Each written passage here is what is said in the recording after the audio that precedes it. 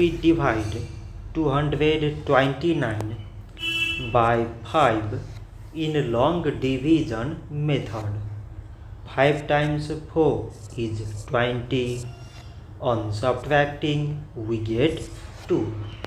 So now we put down this 9 and it is 29. 5 times 5 is 25. On subtracting we get 4. So now there is no any other number to put it down.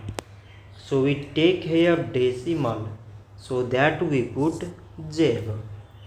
So it is 40 and 5 times 8 is 40. On subtracting we get 0. So 229 divided by 5 is 45.8. So this much for today and thanks for watching.